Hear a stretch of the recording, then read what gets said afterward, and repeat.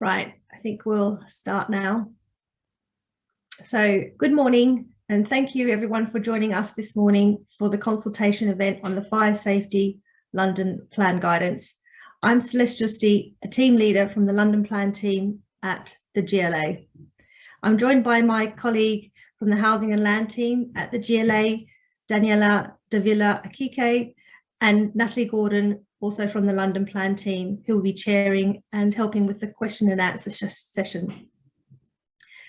This event has been tailored for those of you in the fire safety industry, but it is open to everyone to join. We will record the event and we will send you a copy of the recording and of the slides. We've had a lot of interest in this event, so we've had to manage it by asking you to put your questions in the Q&A. We've had a few questions come through prior to the event, but please do continue to put questions in the Q&A. If we don't get through all the questions, we can respond via email, and I'm very happy to have any follow-up discussions separately. So this morning, Daniela and I will provide a background to the London Plan fire safety policies. Then I'll provide an overview of the guidance and details on how to respond to the consultation. Daniela will provide some information on the Mayor's actions regarding fire safety. Then we'll have time for questions.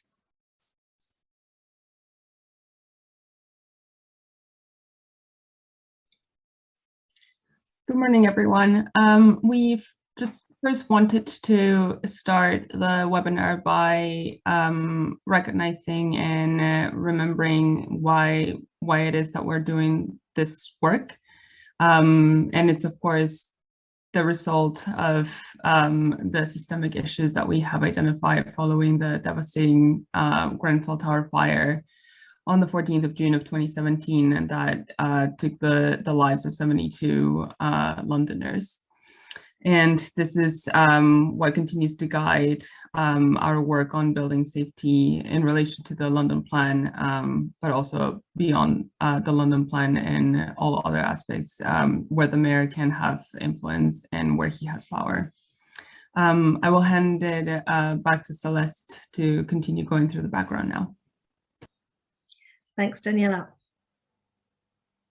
So following the tragic Grenfell fire disaster, the government held an inquiry into the review of the building regulations and fire safety. And as a result, the Hackett review noted that there was some need for fire safety issues to be addressed at planning application stage, but that this would require the input from professionals with relevant experience. So in addition, the government has committed to overhauling the building safety regime, but this is taking a long time and the Grenfell inquiry is still running. In the interim, the government has introduced a ban on combustible cladding for residential and institutional buildings over 18 metres, and it ran a consultation to also ban combustible cladding on buildings over 11 metres, but we haven't heard a response yet.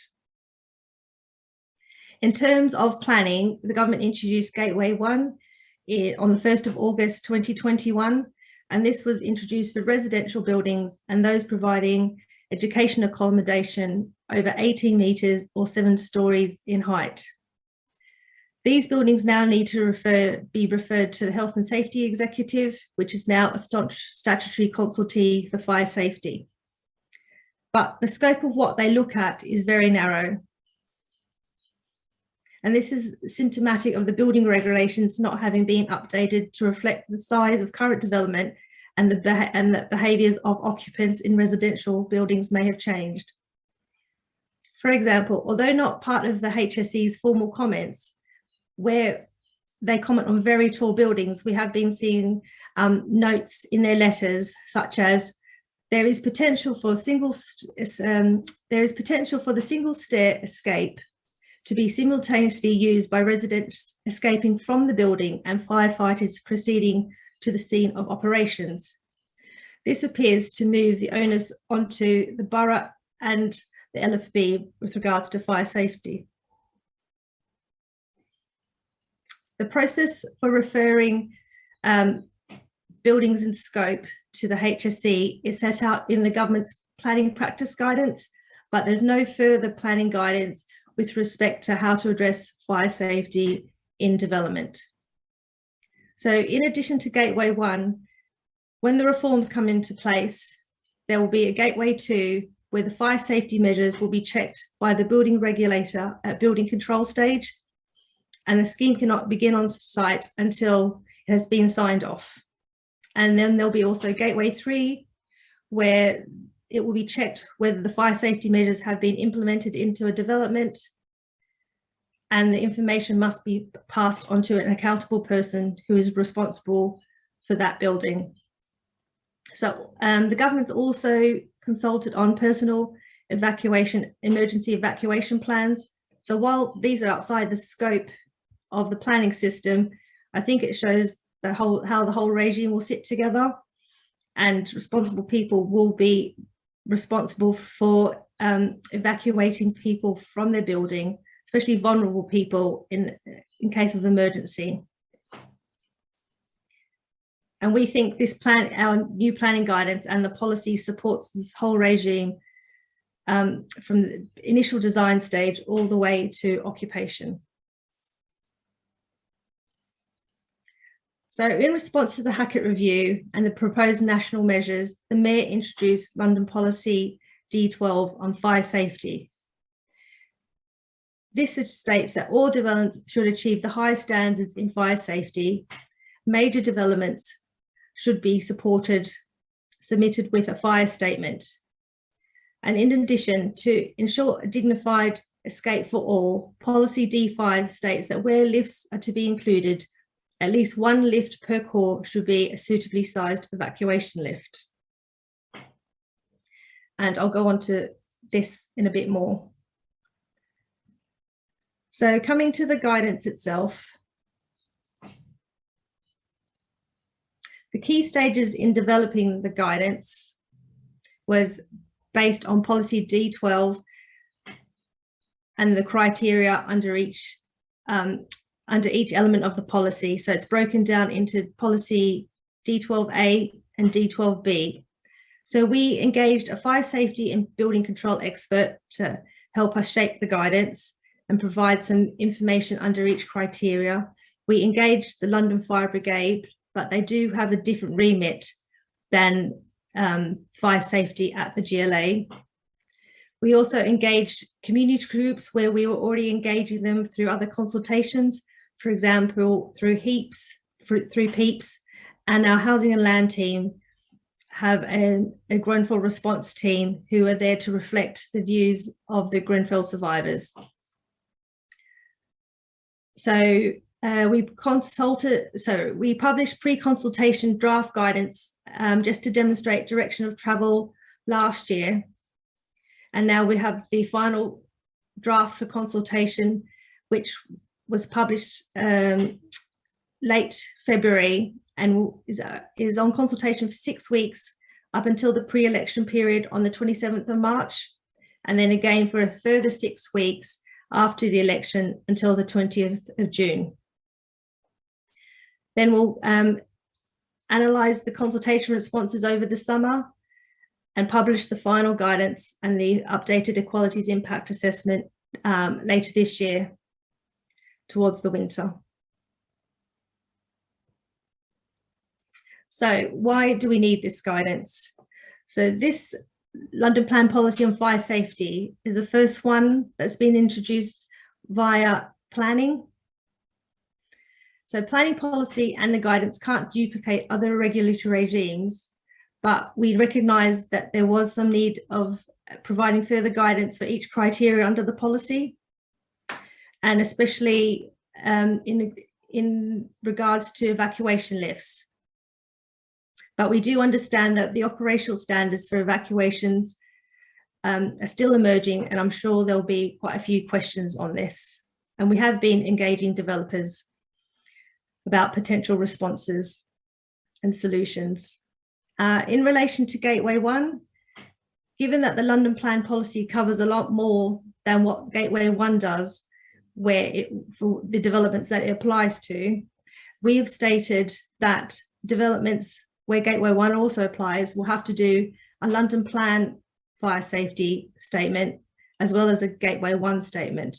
But for Gateway 1, they should just be able to pull the information that they've had to submit as part of the London Plan fire safety statement. So the key principles behind the policy and the guidance are to ensure the highest standards of fire safety are included in developments from the outset. Even though residential developments generally have a stay put policy, should evacuation be required, it is essential that everyone can evacuate safely with dignity. And so that's one of the core principles in the guidance. And yeah, there is a lot about evacuation in the London Plan guidance. Then it also supports the golden thread approach, which is part of the new building safety regime.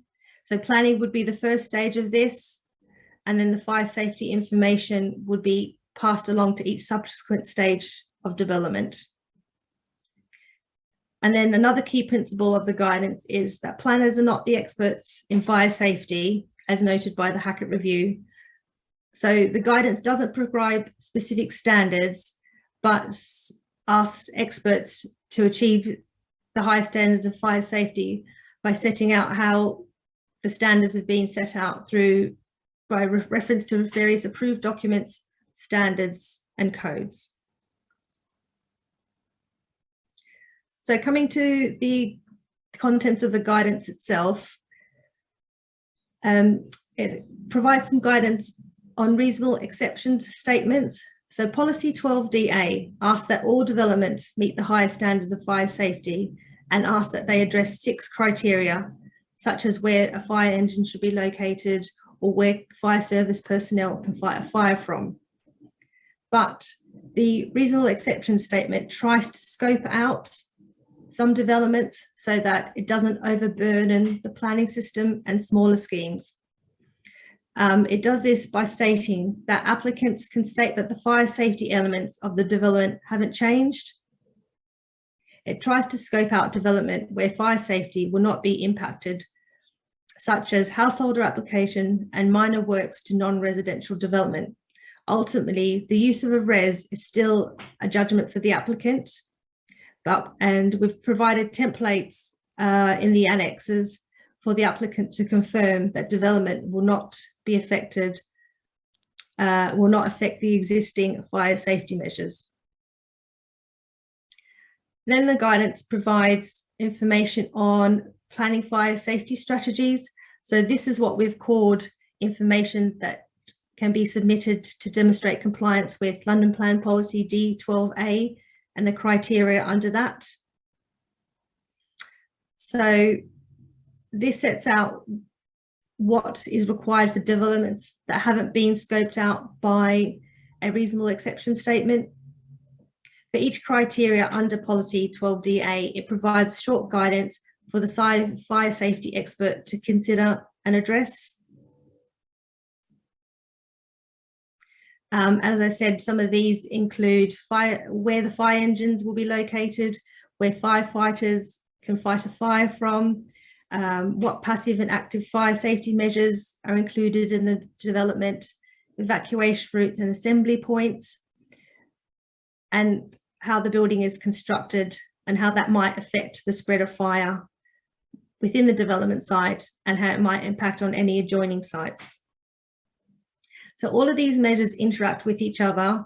For example, if the evacuation strategy is for stay put, it means that a compartmentalization of the units will be assumed and required.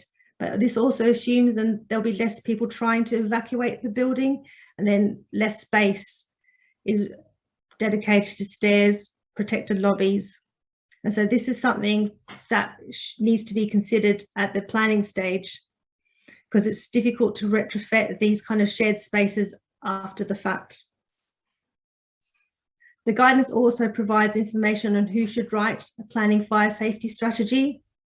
although it's quite difficult to give specific information on this, as minor applications have such a broad range.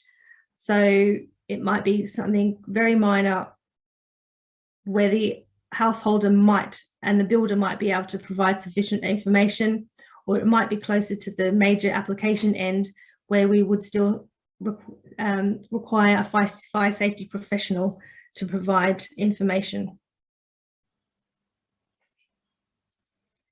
Then the guidance goes on to set out what applicants need to do to comply with London Plan Policy Part B when a fire safety is required, i.e. that's for major developments. It sets out the qualifications that are required to write a fire safety statement. So this builds on what is actually in the London Plan Policy itself. The guidance sets out the difference of when a Gateway 1 fire statement is required, i.e. residential or educational accommodation over 18 metres, and when policy D12B fire statements are required, and that's all major applications. So you can see the threshold for London Plan Policy D12B fire statements is a lot lower, so smaller sized applications, and it applies to all land uses. You will note that Part A and Part B of London Plan Policy 12D virtually cover the same criteria, but they're in a different order. So we've tried to make clear for major developments, you only have to address the criteria in Part B, but this is more detailed than what is required under Part A. For example, when you're discussing evacuation, it includes some guidance about how you've justified the number of stair calls for a rigorous assessment based on the evacuation strategy, any mitigation measures, and how these can be implemented if residents try to spontaneously evacuate. The guidance also asks for a commitment not to include combustible materials on the external walls for major development applications. And again, the whole guidance links back through to the golden thread approach. It states why this information is important to provide at planning application stage, and that it needs to be followed through the lifetime of the development. And then Part B of the policy guidance also touches on outline planning applications and what developers need to submit for these. Then the guidance has a significant section on evacuation. So there's a whole section on evacuation lifts. So again, one evacuation lift is required where a lift core is to be provided. It provides a definition of an evacuation lift and notes the potential ways that they can be operated. And the guidance confirms that an evacuation lift is required in addition to a firefighter's lift, where a firefighter's lift would also be required. Then for more detail, the London Plan guidance seeks information on capacity assessment, linking the provision to the evacuation strategy. It requires a lift management plan and sets out the features of an evacuation lift versus a firefighter's lift in the appendix. And we've had some feedback already that is quite a useful distinction. So we know there's already been a lot of debate about the provision of evacuation lifts, as there's no set standard for residential developments, and it is unclear who may manage or operate these in the event of an emergency where there is no one on site. I've had some positive conversations with some of the larger developers who are already thinking about how these evacuation lifts can be operated in the event of an emergency. For example, in certain circumstances, can they train the likely users of the evacuation lift to be able to self-evacuate? But in the long term, hopefully, developers and the industry get together to find a solution for these. For example, some buildings or some developments where a fire alarm goes off, there's a company that will go and investigate that alarm. So perhaps something similar could be done for the implementation of evacuation lifts. And then towards the end, the guidance asks for a declaration of compliance. This is where the fire safety expert would have to state that the development complies with the building regulations and the London Plan criteria. And again, this is because planners are not experts in fire safety. And to support the approach and try and reinforce this, that planners are not the experts in the fire safety element, it sets out what planners should check when they're receiving the fire safety information, but they will not be checking the specific content. And again, the templates are provided in the annex, which sets out the information to be received, and then it will help developers fill in information under each criteria, and it will help planners just tick off that information has been provided. In the templates, we've provided a cross-reference of where we think information can be extracted from the London Plan fire statements and incorporated into their Gateway 1 fire statements. So the preparation of the London Plan guidance was supported by an inequalities impact assessment. For example, the London Plan policy and the London Plan guidance have a large focus on evacuation through the evacuation lifts, but there are other people with protected characteristics that may be able to use the stairs, but use them more slowly. And so this was picked up, for example, pregnant women or people with families, small children that could still evacuate via the stairs, but maybe do this more slowly. And we've acknowledged that when we've asked applicants to consider evacuation and the use of these stairs. So now I'll hand you over to Daniela. Great, thank you, Celeste. So I'll go over some of the actions that the mayor has taken with regards to building safety. So fairly quickly, in terms of existing buildings, as we know, after the tragic Grenfell Tower fire, attention has turned to other buildings that have been similarly clad around the country. Not just finding flammable cladding and insulation, but also poor workmanship. And in terms of cladding specifically and remediation of existing buildings, the GLA is the administrative body of three funds, the three government funds: the Social Sector Cladding Remediation Fund, Private Sector Cladding Remediation Fund, and Building Safety Fund for high rises in London. We are still in discussions with government around the possible expansion of the Building Safety Fund and any other funds that may come through, given the government's set expectation of industry to contribute £4 billion to a fund to support the remediation of buildings under 18 meters.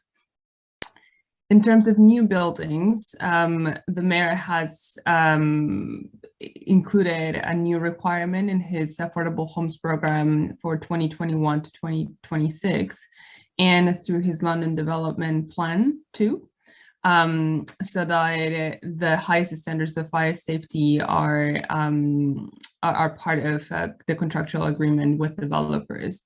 And this includes abandoned combustible materials in buildings of any height, as well as a requirement for sprinklers and other automatic fire suppression systems that should be included in all purpose building blocks of flats, regardless of height. And if we've, as Celeste has gone through, there are new measures that have been included in the London plan, again, to ensure that developments meet the highest standards of fire safety. Next slide, please. The mayor has also been very actively lobbying government on a variety of issues with regards to building safety, and in particular, just long-term change, and through the engagement on the building safety bill, ensuring that the new regulatory system is truly fit for purpose. The mayor has also responded to consultations such as the one from government on the personal emergency evacuation plans, essentially asking for the PEEPs to be statutory requirements and for any buildings covered by the fire safety order, so that they are available, so that these plans are available for residents who would have difficulty self-evacuating in the case of a fire.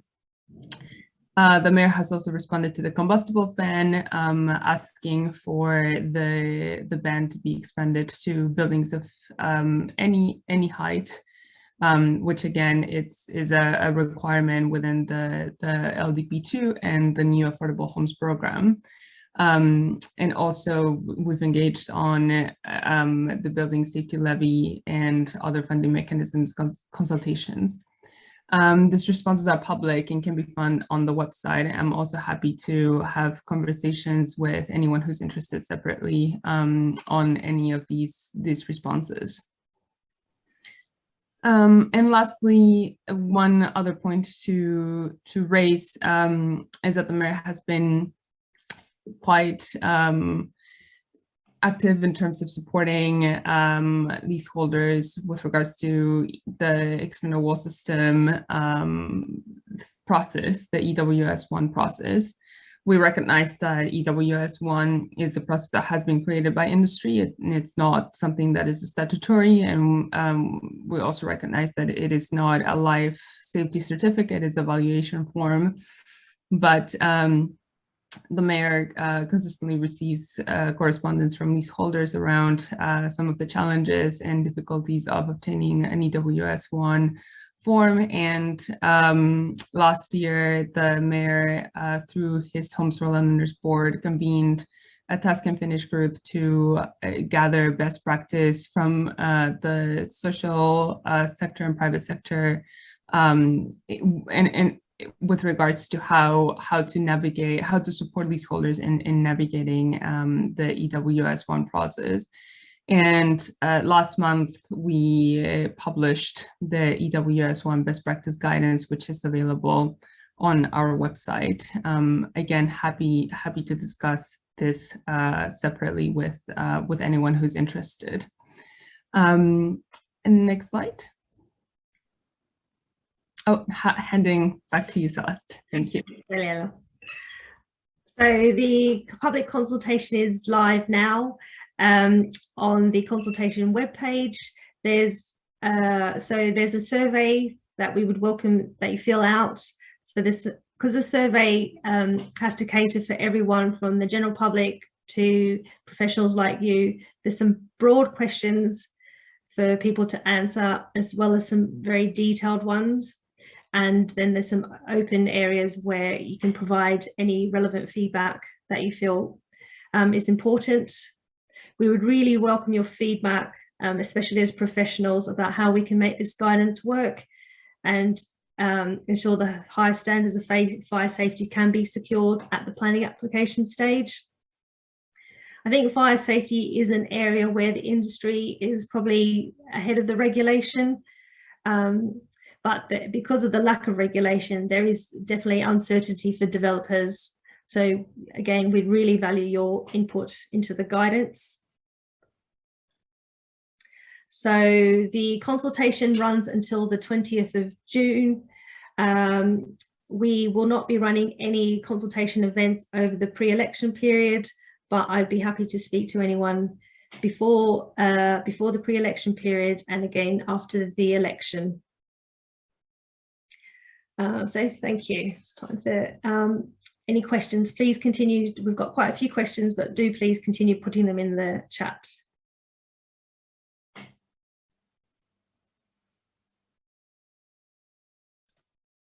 Great. Hi. Thanks everyone so much. We've got loads and loads of questions, so we'll start off with them. And bear with me, I'm just going to go through the ones that have been in terms of order of questions, and we'll get to those. But yeah, do keep popping them in the chat and we'll see how much time we have. So first of all, we've got quite a few questions around what to do in the event of an unmanaged residential building. So if I just pick up those questions, and I'll put them to you both, Celeste and Daniela. So we've had a question around what is the intention for, this was submitted, I should say, before the event. So what is the intention for evacuation lifts in an unmanaged residential building where there is a stay put strategy? And then we've also got a few similar questions. So who is considered an accountable person in a building that is not managed or has a concierge?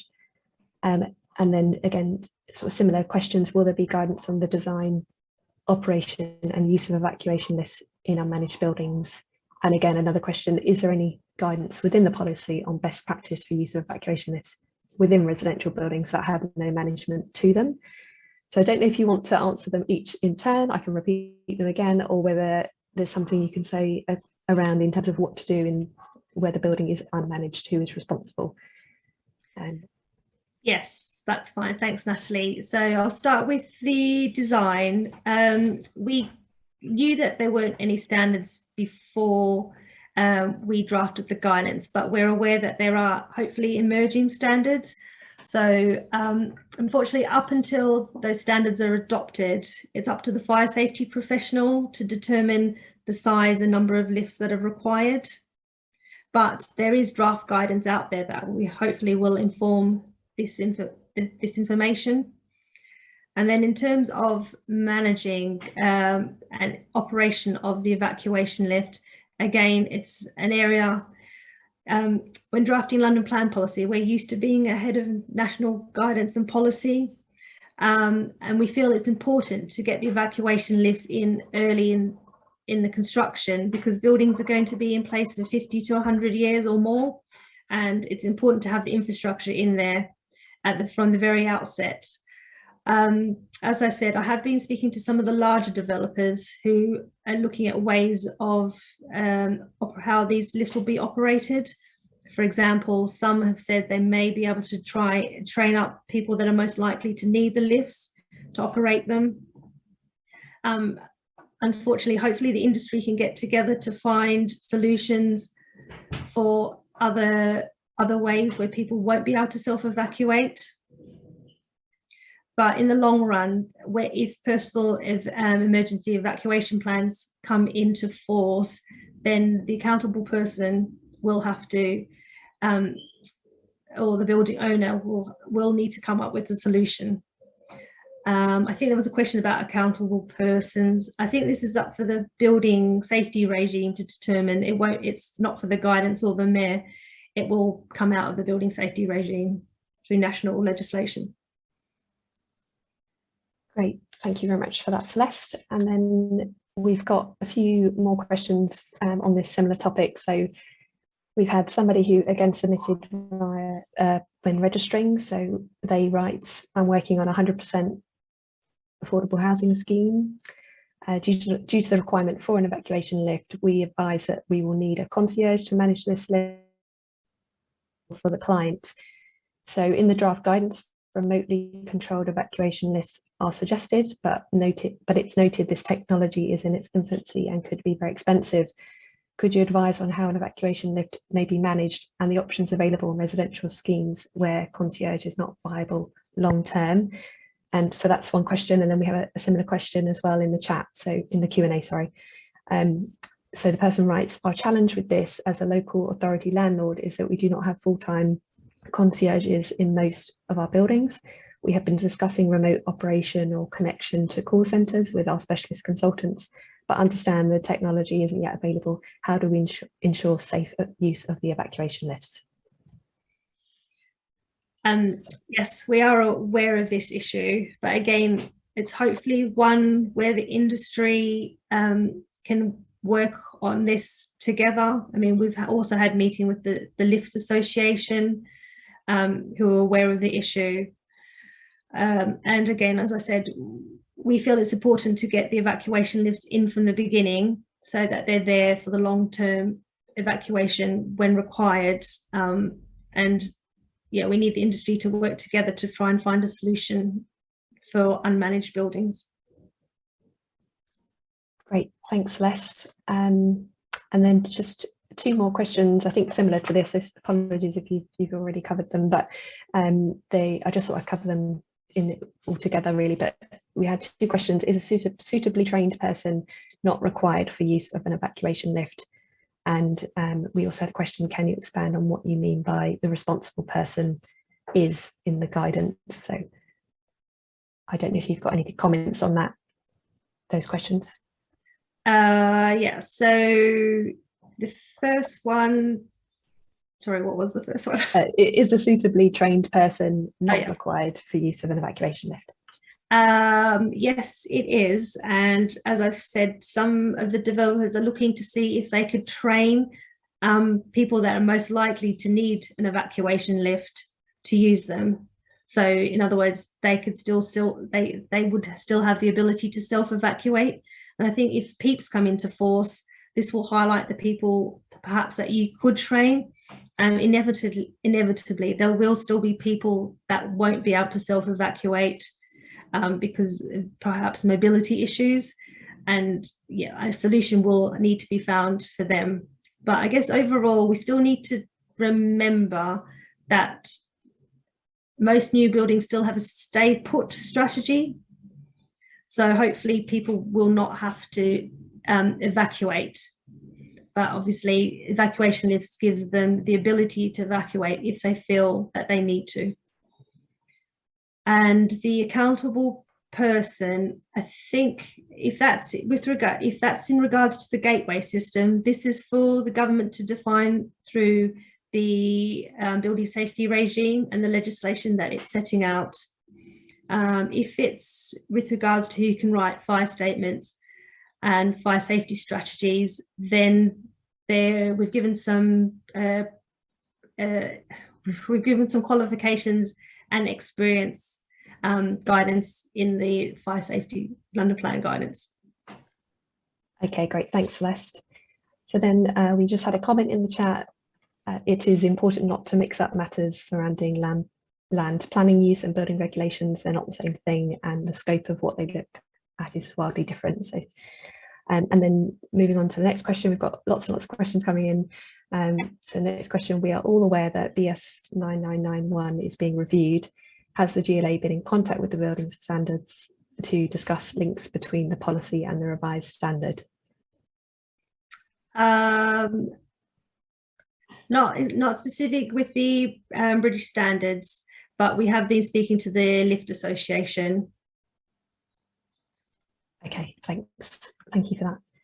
And then we've got a question, are we saying the stay in place will no longer be a valid assumption in the fire escape strategy? No, so current building regs and the London Fire Brigade are very keen to note that the current strategy for most buildings is still stay put, and most of the residential developments we see coming through still have a stay put strategy. But I think we have to be aware, especially in London, where there's a lot of kind of turnover of residents. There's perhaps lots of residents that may be new to London or new to the country and don't understand the traditional stay put policy. And post Grenfell, people may not feel safe with a stay put strategy. So we can't stop them from evacuating.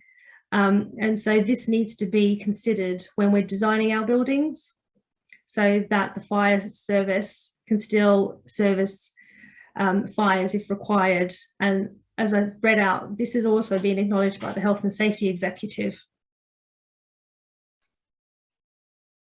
Great, thank you, Celeste. And then we've got the next question, what difference will there be between the fire statement and the Gateway 1 fire statement, if any? And they've pointed out, is this a duplication of information?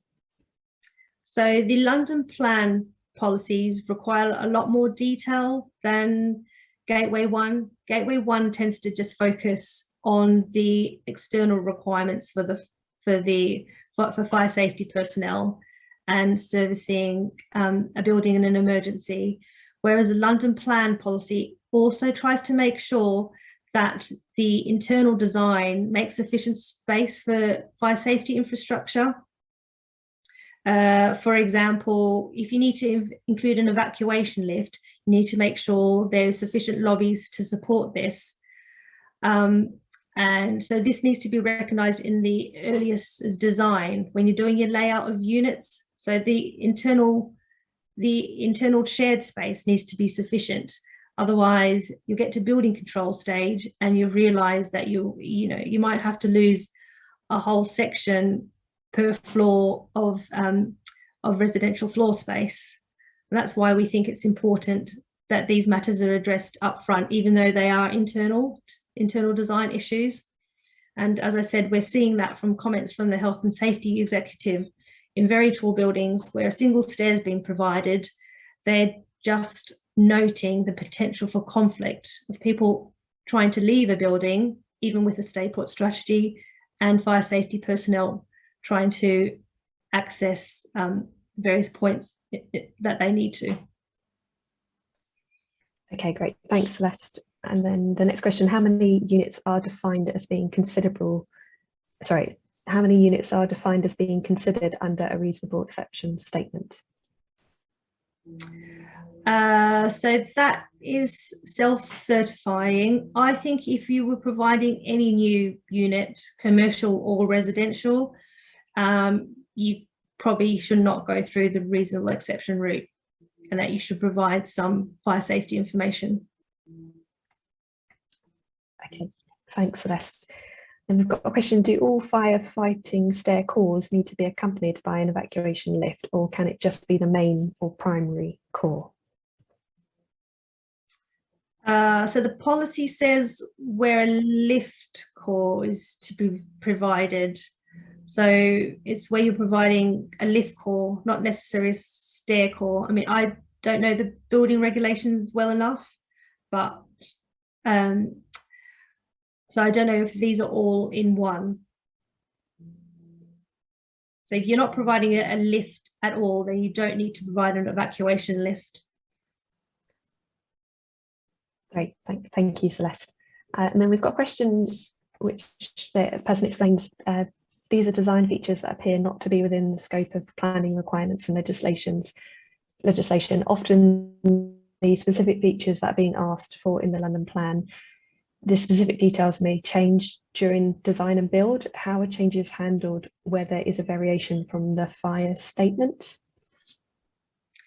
So under current planning policy, we would want to secure the fire safety measures by a section 106 or a condition. And if they change, then you should redraft the fire statement and submit that back to the local authority. That's under the current regime.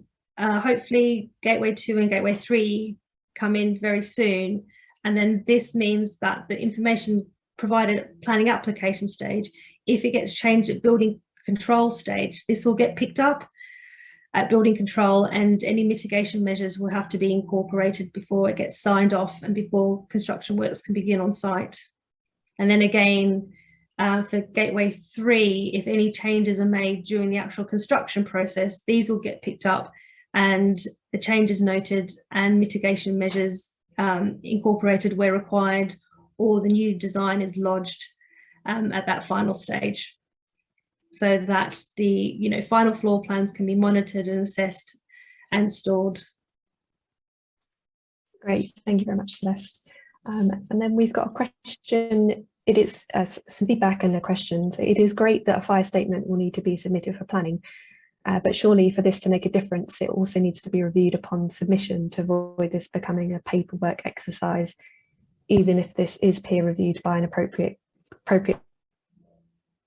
qualified third party on behalf of the planning authority. So question mark. I don't know if we can comment on that, or I think some boroughs are doing that, and we're having some discussions with the London Fire Brigade for very complex and very tall buildings, but nothing's been put in place yet. And again, the London Fire Brigade they're not resourced to kind of review this number of planning applications. They normally see the buildings further down in the process. We've drafted the guidance to try and not put the onus on the planning authorities, and that's why we've tried to put the onus on the developer and the fire safety expert. Okay, thanks, Celeste. And then we've got a question for buildings in scope. It seems that there are two planning systems in place simultaneously. Which has legal priority? So Gateway 1 has, so that's the Health and Safety Executive is a statutory Council C. So the planning authority has to forward them a fire safety statement for buildings in scope under that regime. However, there is no guidance about what the planning authority then does with that information that they receive from the Health and Safety Executive. Like for other statutory Council C regimes, there's information how you treat flooding, there's information how you treat heritage, but there's nothing about fire safety in the actual national planning policy guidance statement. So that leaves a bit of a gap about, I mean, it's very unlikely that any planning authority would ignore what the Health and Safety Executive said, but there's no supporting planning regime apart from this single referral. Whereas London plan policy forms part of boroughs' development plans, and therefore it has weight in planning decisions. So it's up to each authority to determine how much weight they give the various regimes, but it's unlikely that they would ignore fire safety. Great, thanks very much, Celeste. And then we've got a question: how are you defining competent? And bearing in mind the industry is mostly involved around the timescales of the BSB, not the London plan. If timescales are different, is it reasonable to expect the industry will be ready for the London plan if it arrives a lot sooner than the new regime? So I think, I'm not sure if that's a question and a point, but yeah. I think it might be related to evacuation lifts again. I guess, I mean, the Mayor just wants to push the industry to go as fast and as far as it can to implement a new building safety regime, just because he acknowledges that the government's been too slow in progressing the changes that it's been promising. Okay, great, thanks. And then we've got a point around evacuation lift sizing. So it's the person's written in that in the latest draft guidance, it suggests it's likely to be larger to accommodate beds or stretchers, but also references a few BS 9991 and the BS-EN 81 series. So the question, I think, is around, can the expectation for residential buildings be confirmed? So maybe there's something around being a bit more specific within the guidance around evacuation lift sizing.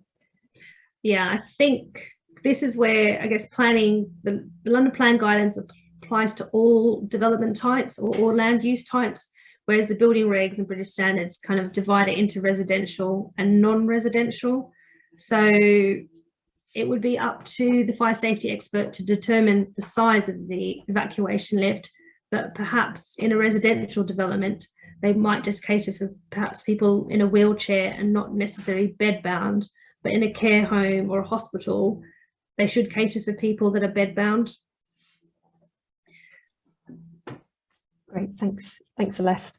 And then we've got a question: where the residential building is not provided with 24-hour staffing, BS 9991 draft allows driver assisted evacuation operation to be supplemented with the recommendations given in Annex G for automatic evacuation operation in sprinkler protected residential buildings. Is this considered as part of the latest London plan draft guidance?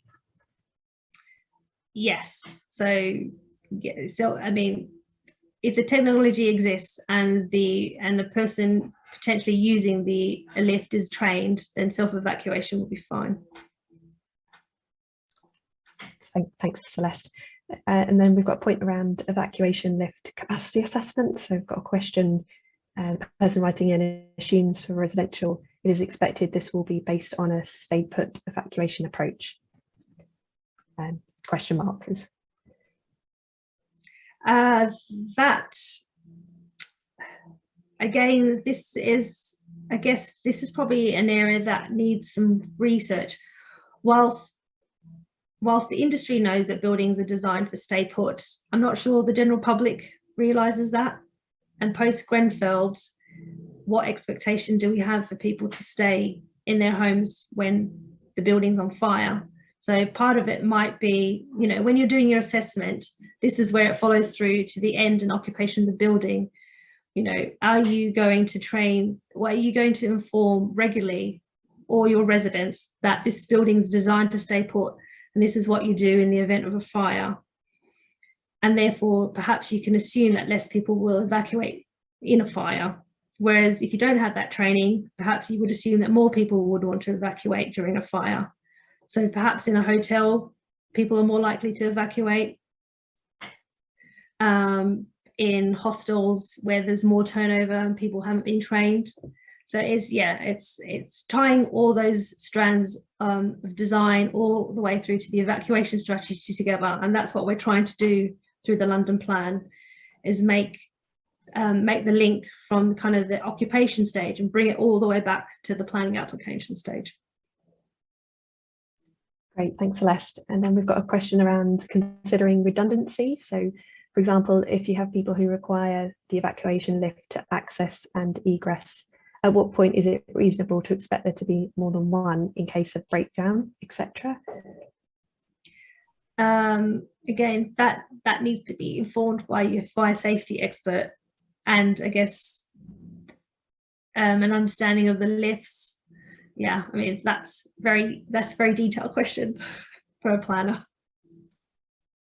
Okay, thanks, Celeste. And then we've got, is it intended to for there to be, I think, controls on the external wall design of all buildings, not only the relevant building, i.e. residential over 18 metres or 7 stories? Yes, so the mayor wants combustible cladding banned for all new development, no matter the size or the land use. Through the London Plan guidance, we've tried to take a practical approach and provided and said this is for major development applications. This is to try and exclude things like sheds, singles, you know, householder extensions and things like that. But it is aimed at going beyond the national ban for buildings over 18 metres. Great, thanks, Celeste. We've got so many questions. We've only got 5 minutes left, but we'll try and still get through a few more. And what do you think the interactions will be between the plan and the fire safety order, where things change away from plan requirements that can be justified by the assessment of risk? That's fine. I mean, with the whole aim of the policy again is to ensure that, you know, instead of just thinking about operation once a building is built and constructed, bringing the kind of evacuation operation building thoughts to the very beginning. If things change once the building has been occupied, then those type of things do get picked up by the fire safety order. And under the new regime, they should all be documented so that when the London Fire Brigade or the responsible person or competent person for the building has to review the fire safety measures or evacuate in a building in an emergency, all that information is available.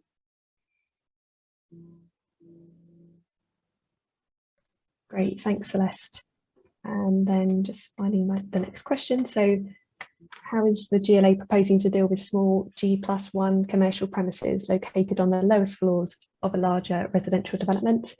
Would these also need the provision of evacuation lifts, or could these be managed by any other means? If they're just ground floor, the ground and first, actually, the G+1. Yeah. If they are serviced by a lift, then they will need an evacuation lift, or the evacuation lift for the whole building should also service those floors in an emergency. Okay, great. Thanks, Celeste. And then how will the requirements of the London plan be implemented at GW2 via the building safety regulator? GW2. Yeah, maybe if whoever asked that question, if you could. Maybe if you want to send that in via email, then maybe, or just email me separately later, because as I said, we're not experts in the whole fire safety industry. Great, but thanks. I'll answer that question separately. Okay, and then I've just got 3 minutes left. But the government seems to be resetting their position based on leaseholder costs. What is the likely impact of leaseholder costs as a result from requirements of the London plan requirements? I think it's separate, because the London plan requirements are for new build. Is this leaseholder cost for cladding, or if it's for cladding, then this won't really affect it because this is for new builds. If it's for ongoing leaseholder costs, then I might need to revert to Daniela, because she works in housing and land, and they deal with. Do you mind repeating the question, because I've been also monitoring the chat? Yes, so it's the government seem to be resetting their position based on leaseholder costs. What is the likely impact of leaseholder costs as a result from requirements of the London plan requirements?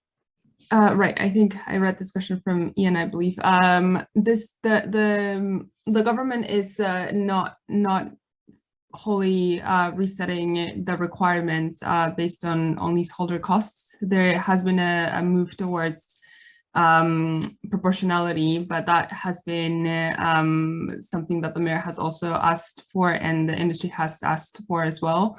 That may mean that there are different works that are conducted on remediation. That may mean that there are less or lower costs to remediate a building or remediate building safety issues, but it is not prompted by the leaseholder costs. The changes that the government is taking that are in direct response to leaseholder costs are the ones that have been incorporated into the building safety bill through amendments, which put greater requirements on industry to fund remediation, and that offer more protection for leaseholders from having to pay for those remediation costs. So those are the changes that the government has taken or is implementing in direct response to protecting leaseholders from costs of remediation. The requirements in the London plan are requirements for new builds, and they have to follow, and they have followed a long and really detailed engagement with various stakeholders, and they are very much informed by evidence. So hopefully that answers your question, and if it doesn't, please feel free to email us and we'll be happy to follow up. Great, thank you. We've reached 11. We've got a lot more questions in the chat, which unfortunately we haven't managed to get to answer. But what we can do is we've got all the questions. We'll go through them after the event, and we'll do our best to get back to those of you who've written in. So I think that we'll draw the session to a close. And Celeste and Daniela, if you've got any final comments. No, well, so there is another event after the election in May, and we'll publicise that. Sorry, I've just forgotten the exact date. Might be the 20th of May. Is it the 20th? Tuesday evening. So yes, you're welcome to attend that event as well. Otherwise, I am very happy to speak to anyone who would like some further information or have any specific inquiries. And yes, please do fill in the survey and provide us with any comments formally, because that's the main way of taking your your thoughts into account. Yes, yeah, and I've just checked, and I believe it's Tuesday the 17th of May, the next event that's open for everyone to come along to, and that will also be on Zoom. Great, okay, well, thanks so much, everyone. You've provided us with some really good and detailed questions. Sorry. So yes, please do, if you've got any further questions, email us via firesafetylpg@london.gov.uk after the event. If you've got any feedback on the event, it's also very welcome. Please do email us. And yeah, just thanks very much. And the deadline for the consultation is Monday, the 20th of June, and we look forward to receiving your response if you choose to submit. Okay, thank you. Goodbye.